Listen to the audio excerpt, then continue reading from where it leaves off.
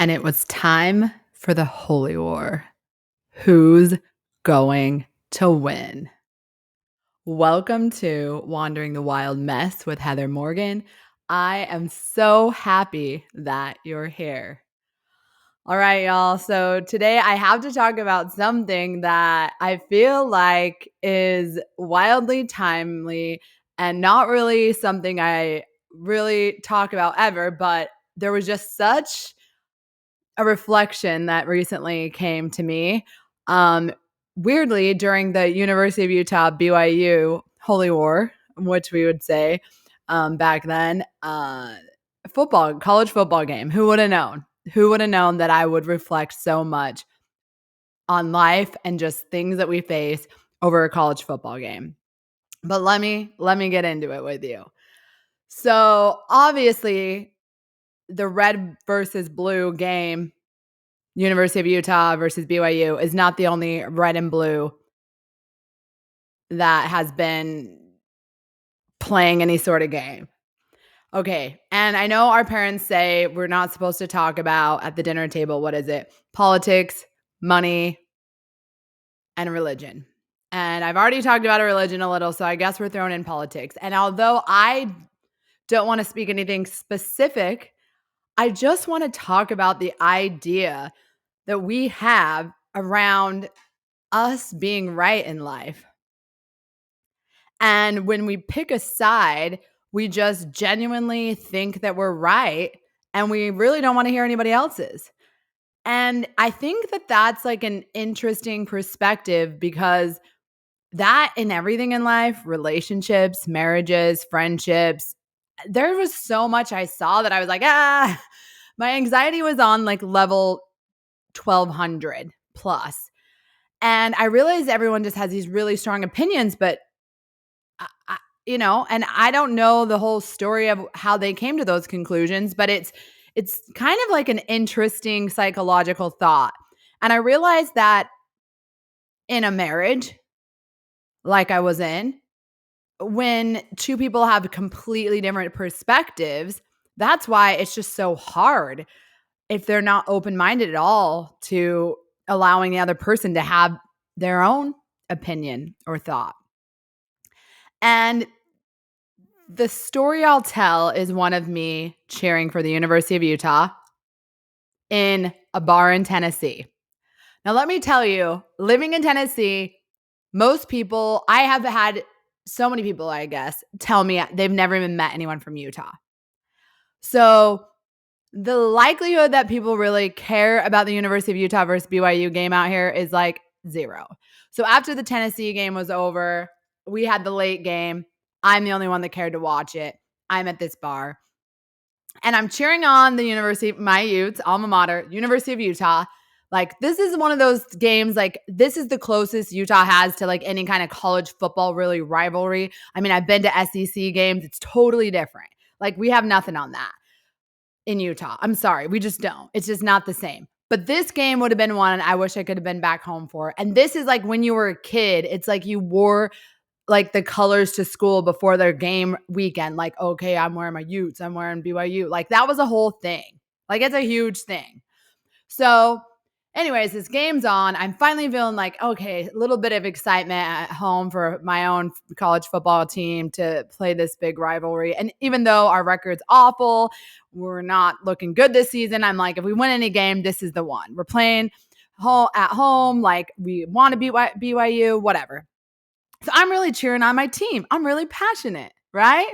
I'm passionate that we should win this game because I want us to win. So, because I have loyalties, because that's where that's where I got my college degree, right? So, anyways, I'm cheering for the Utes, and there's a table of people to the right of me, and they notice that I'm cheering and they watch for a minute. Well, the next thing you know, BYU scores and they start cheering. They start cheering. I can tell you that table of people did not know anything about BYU, nor were they likely had anything to do with BYU. I could tell that they just wanted to cheer against me. And not me specifically. They just wanted to cheer against whatever team I was going for because I was the only person in the bar that cared about the game. And I think about that because I've watched sports and been a sports fan my whole life growing up. My mom is like a diehard Jazz fan. And like, obviously, if you've ever been to an NBA game in Utah, like, you don't want to go if you're the other team. Like, they're just heckling you. It's an awful experience. So I hear. But what I'm saying is, people get so passionate about their team that they're like annoyed that anyone else could cheer for. Like, I'm literally annoyed. Like, those people are cheering for BYU.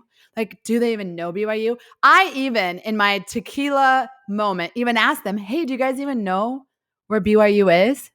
Do you know where it is? Have you?" They didn't know. They didn't know. They didn't know. But they still wanted to cheer for BYU. And they had every right to, without knowing a single fact or even where the school was located. They could cheer for BYU if they wanted to. But I let it bug me. I let it piss me off, actually. But then I realized, like, why do I care? They can cheer for whoever they want. And not only that, it was just a reminder that, unfortunately, in life, people will cheer against you just to cheer against you. Like, that's real.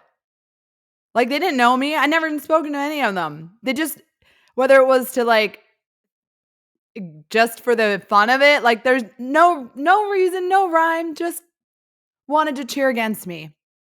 And I could have like let that ruin my whole night, which for a part of it, I was like, no, the University of Utah. Like, I'm literally in my head, like, who's this girl? I haven't had an angry feeling in a minute, but here I am trying to defend my college football team and I'm getting annoyed at these strangers. And it seemed really silly at the end of the day. And the next day, obviously, the outcome of the game was far from what I wanted, which kind of only added to my frustration about these random strangers just cheering against me. And then, don't worry. Even during it, they kind of started reading a little bit about BYU, just that, oh, yeah, we do know Brigham Young University. Really? Really? Okay. But at the end of the day, like, they have it's a free country. Everyone's allowed to have their own opinions. They can go for BYU without knowing nothing, knowing no one that went there, not even knowing where the school was. Not Nothing. They probably didn't even know it was a Mormon school or Church of Jesus Christ of Latter-day Saints. But they could cheer for them. And I guess what I'm trying to say here is that what I have seen over the last few weeks just really felt like a lot of our life, we think that the only possible way to being right is believing as we do. Like, everyone else out there has no clue, and we got it. We got it right. And I feel like we can think that, but sometimes we base our thoughts and then we take them as facts instead of, and I mean our thoughts and emotions, right? So our thoughts and emotions about a certain thing. Like, my thoughts are like, University of Utah is such a better school. University of Utah is this. They don't do this. Do you know what they're doing at BYU? I could think all those thoughts if I wanted. Why? I don't know. Seems like a waste of time, but I could. But like, is it that big of a deal? I can still have my opinion, but not tell you you're wrong for yours. I could still just decide that I prefer the University of Utah, and I'm glad I didn't choose to go to the BYU without it being such a difficult conversation. I realized I wanted to be that girl at the bar that's cheering for my team and paid no bother to the random strangers that wanted to cheer against me. Because I think at the end of the day, like, that's the strength in having your own opinions, your own thoughts about things, but not allowing the external noise of other people telling you you're wrong or saying this or trying to force their thoughts on you change you from what you believe. Now, at the end of the day, like, if these people actually liked BYU and they would have told me like a million good reasons why I should go for BYU, I'm the first to listen, but I know that my loyalty lied for me where I went, right? And sometimes those loyalties are just too much to overturn with other people's facts. Most of the time when people pick a side, pick a football team, pick a color, the outside noise of everyone else isn't going to change their mind. And especially not the negative, like forceful, you shouldn't like them because X, Y, and Z. It's like the sit down conversations with your partner when you say, hey, I see that you see it that way, but here's where I'm coming from. What are your thoughts on that? And sometimes it's like, oh, I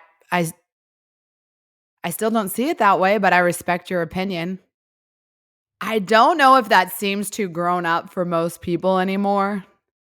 And I hope I'm wrong and that that isn't true. That some of us can just realize that we all don't think the same way because we all were raised differently. We all had different experiences. We all have different loyalties. We all have different priorities and things that are important to us and to our families and to our friends. And so we make up our decisions about what we want from life or what we see as purposeful or what we see as a priority or meaningful based on our own experiences. And then we try to like project like, this is how you should feel too, because these were my experiences and this is the conclusion I came to and it has to be right. Like, I'm sorry. I forgot. Everyone doesn't have to feel like me. Everyone doesn't have to think like me. Everyone doesn't have to have the exact same opinions and emotions about the things that I do. It's wild. And I realized that every experience that we go into, and that's why they say there's three sides to every story, like yours, mine, and the truth. Because I may see things one way and you see things another. And then there's somewhere in the middle where we both have some facts about the situation. And yet we get really hung up on trying to convince other people to view the story the way we do. I think about that also, and it reminded me that I have to let go of knowing that the story that I have in my head about why I left my life, my previous life, is going to be immensely different than the story from the man that I left. That's hard for me sometimes. And I am working so hard to let that go. I know that we don't see eye to eye on why it ended the way it did. And that, I guess, has really been the piece that's opened my eyes to so many of the other things I've realized as I work to get the messy girl out of me. Because I started this podcast, Wandering the Wild Mess, because all I felt about myself and my life was that I didn't know what I was doing and I'm an absolute mess and everything's chaotic and I'm doing everything for the plot. And the closer I get to healing, the less I'm accepting the messy girl. So when I got annoyed by this group of strangers cheering against me, the next day I woke up like, yeah, I don't really like how that girl was. I don't really like how she cared so much about strangers not cheering for the same team as her.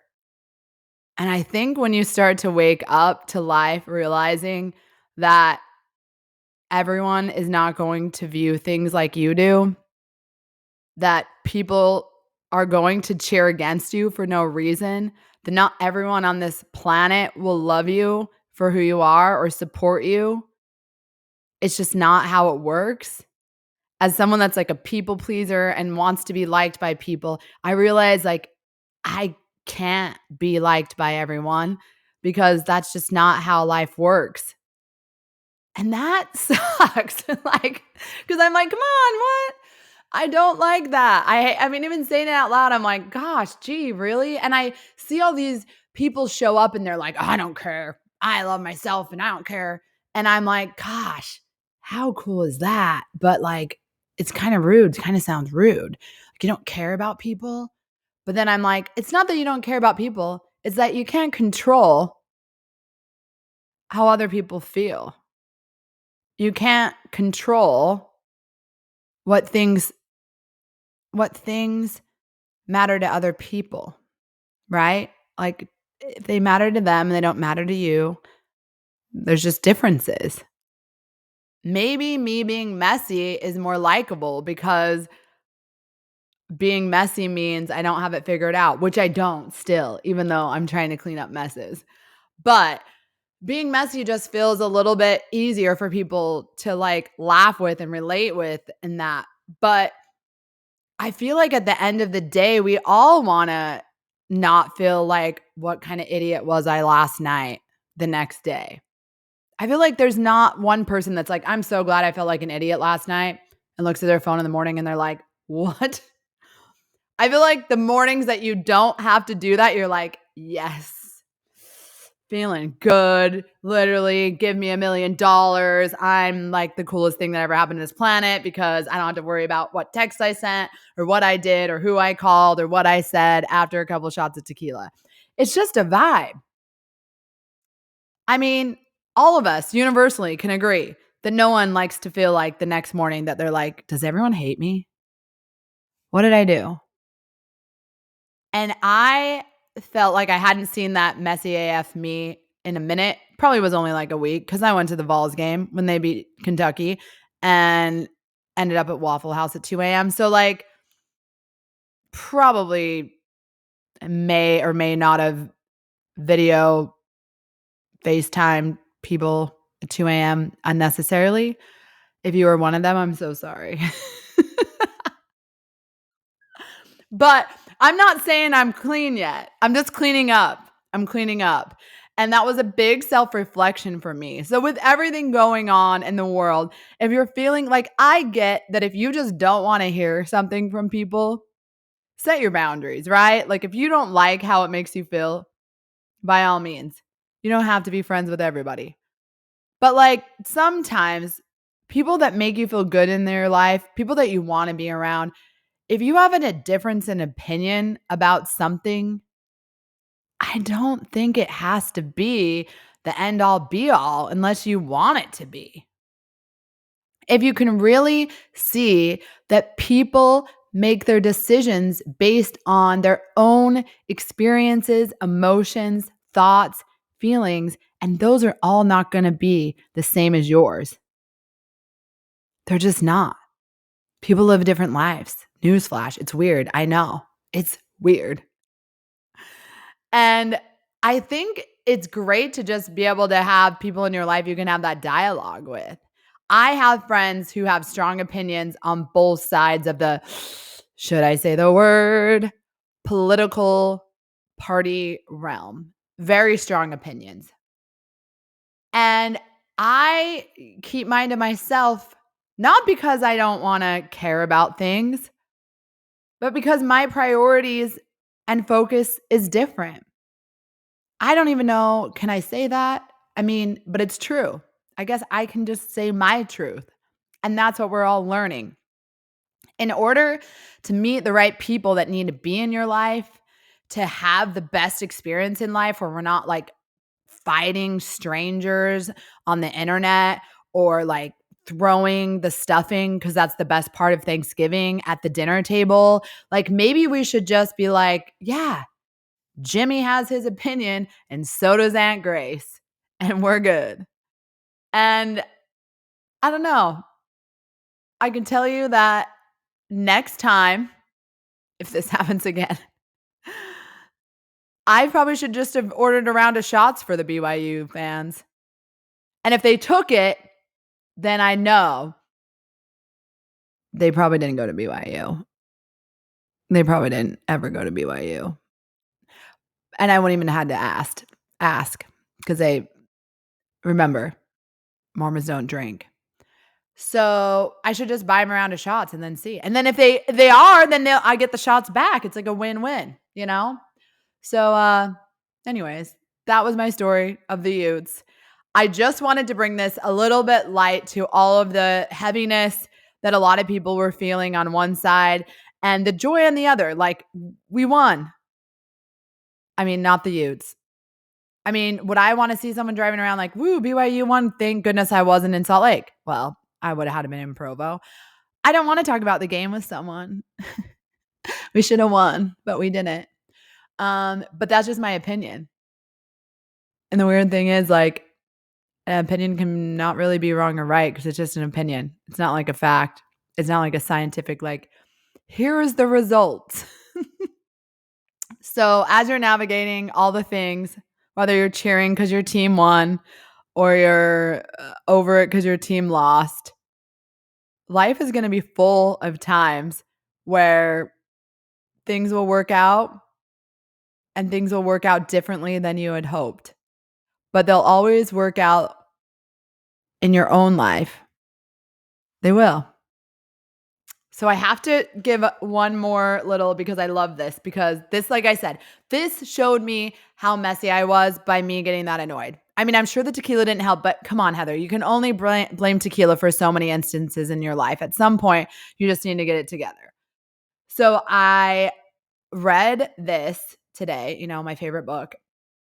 And it says the way you impulsively react shows you cope or defend yourself in the past, or shows how you coped and defended yourself in the past. If you are stuck in a defensive mode, your mind will view things through the fearful lens of survival. The key to arriving in the present and breaking with the past is to slow down, breathe, think, and then act. Instead of me getting all like, oh, why are they going for BYU? They don't even know who they're at. I could just be like, not everyone's going to root for your team, Heather, and that's okay. And then carry on with my night.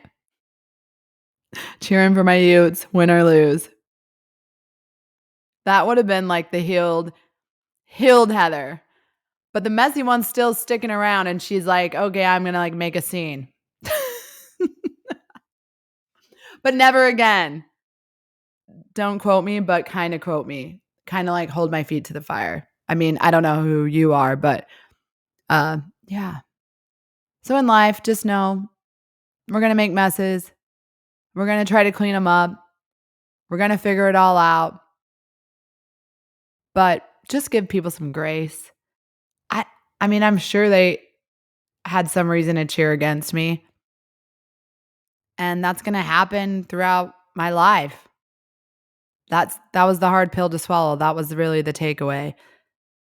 Is that when you're someone who's a people pleaser and just want people to see you for who you genuinely are and be like, I'm a kind person. What? Why are you cheering against me? Like, that's not how it works. That's not how it works. You just have to let people be who they are, and then you can have them. You can let what they do and say bother you, or you don't. I should have been unbothered. I didn't know how to do that. But now it's shown me the lesson of, okay, Heather, let's stop all that. So let's give a little more grace, understanding, and just genuinely know that nothing outside of you really matters that much. I don't care that they went for BYU. Go BYU. So proud of you. My day goes on. Life goes on. This is what we got. The game is over. Tomorrow's a new day. This was Wandering the Wild Mess with Heather Morgan. You matter.